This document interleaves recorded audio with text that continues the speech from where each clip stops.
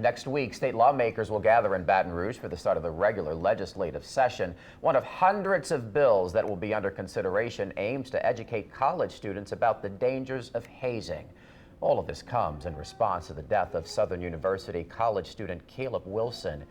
The Kenner native was killed back in February following a hazing ritual in Baton Rouge. 3 people face charges in his death.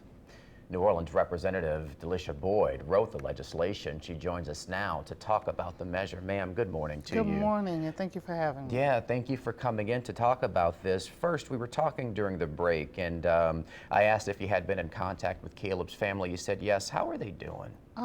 You know, they lost a child, so every day is going to come with its challenges. I can't understand what that feels like, because I haven't lost anyone, but my grandmother lost my mother at a young age. So I remember what that was like.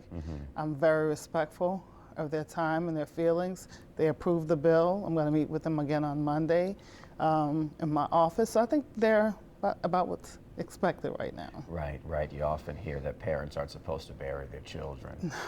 And so that's where I can't imagine what it feels like. I talk to his aunt, his mother's sister, almost every day.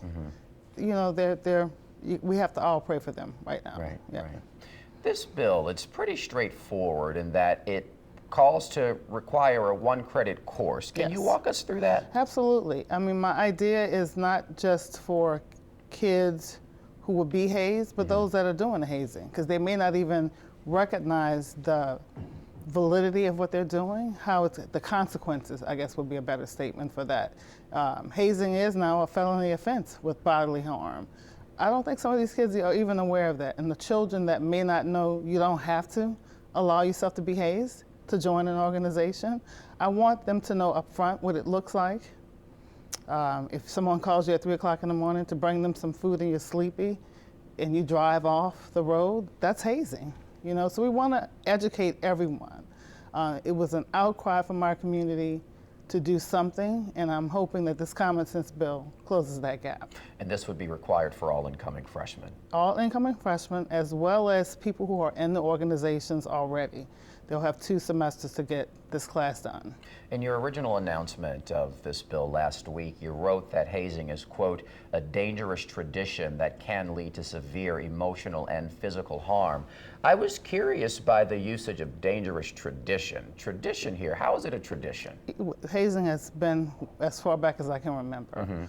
I didn't recognize that it had also expanded to bands and sporting teams, but I mean, I was in college in the 80s. There was hazing then. So it's become almost a ritual effect of those who were hazed to haze the next class of people that come through.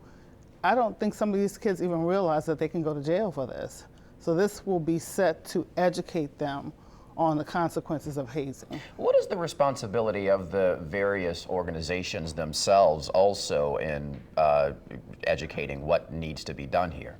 Well, I know I'm an AKA. We have hazing booklets and a small video that's watched, and you sign agreeing not to haze. I think it has to go further than that, though.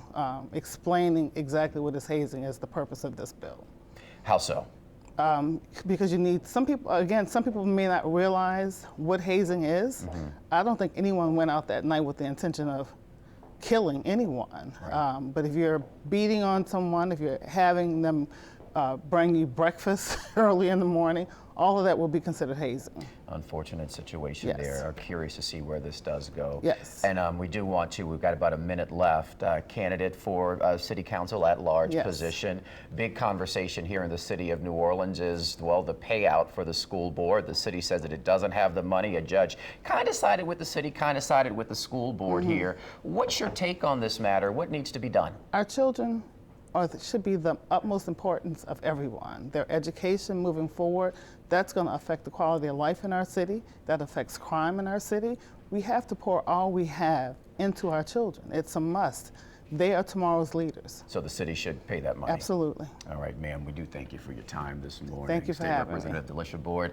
House Bill 279, the session gets started on Monday, convening at noon, required by law to wrap the session by June 12th. Of course, we'll be there and let you know what happens throughout the way.